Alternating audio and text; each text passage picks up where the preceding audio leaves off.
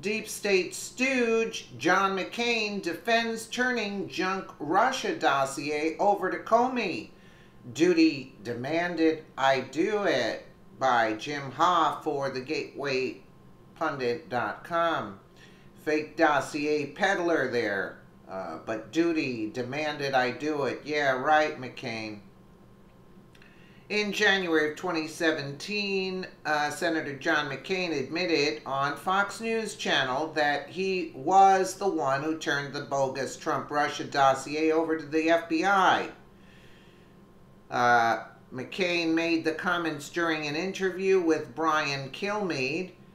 In his latest book, Senator John McCain argued that he turned over the ridiculous dossier to James Comey because duty demanded it. Boy, did Deep State pick the right stooge to do their bidding. Of course, the Deep State already was using the fake dossier to spy on Trump. The Daily Beast reported I agreed to receive a copy of what is now referred to as the dossier.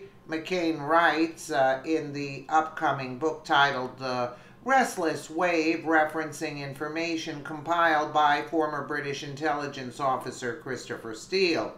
I reviewed its contents. He had said he didn't even look at it. Now he wrote in the book he reviewed the contents. The allegations were disturbing, but I had no idea which, if any, were true. I could not independently verify any of it, and so I did what any American who cares about our nation's security should have done. He said he didn't look at it back then. Now he claims in the book that he looked at it. You see? What a liar. Let's just take a little listen here. Yeah, I don't think it was his role to do so. And by the way, the president-elect, I didn't like his language, obviously, that he used, but the president-elect has a point. This information, this damning information, which, by the way, was provided to me, and I made no judgment on it, but handed it over to the FBI. But the fact that this unvalidated, to say the least, document was leaked is somebody's responsibility. So the president-elect does have a point here. I mean, after all. So I think that that's something that may be missing in this discussion. Did you think Donald Trump should even have known about that?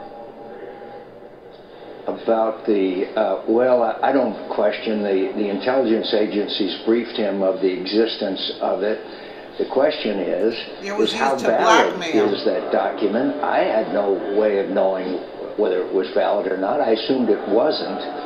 So did it need to be briefed to the president? I think that that's a very legitimate question. But the very fact that it was leaked, one, is a commentary on this town, as you know, but second, was totally wrong to have that out, an unvalidated document, which is damning, out there amongst the American public without it having any validation whatsoever. And so it's harmful to the President of the United States, right? Don't you agree?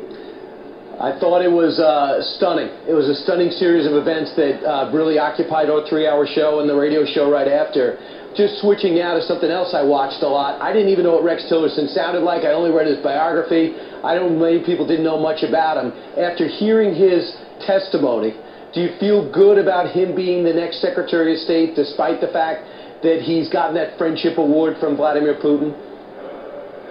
I haven't totally made up my mind yet, Brian. The strength of America and the greatness of America was epitomized by Ronald Reagan.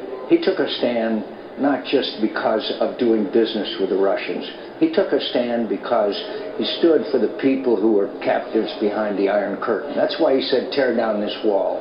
This is the moral strength of America is what made America great, okay? Not because we do oil deals with the Kremlin, which would make some people rich, okay? That is my problem. And I have had a good conversation with Mr. Tillerson. I think he's a good man And so, but I haven't totally made up my mind. I've been sanctioned by Vladimir Putin roughly the same time that Mr. Tillerson received the Friendship Award. I am worried about this president's view of Russia. Listen, it's Vladimir Putin who sent planes with precision weapons hitting the hospitals in Aleppo. This guy is a war criminal, okay? He's a butcher and a thug. And I just came from the Crimea, where I met mothers whose sons have been killed by Russians while they're defending their... I just came, excuse me, from Ukraine, where I met mothers whose sons have been slaughtered by Russians. I feel very strongly about this because I believe in America and our moral superiority, and that's what I have questions about. Do you understand that?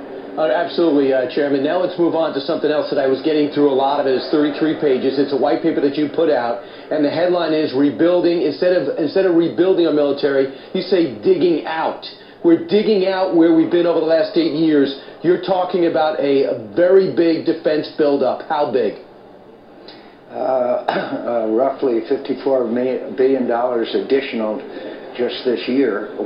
Our spending on defense is declining. Anyway, we know McCain's a liar, and he had said that he did not read the dossier, and the dossier was used to tell Trump to threaten him to play ball, but Trump wasn't having it, and that's the media had it already in their hands, ready to go with it, and that's what took place.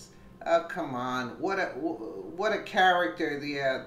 Yeah, this is unbelievable with him. Yeah, he's going to go down in history, all right. But what kind of history is the question? Let me know what you guys think in the comments below, and thank you again for watching.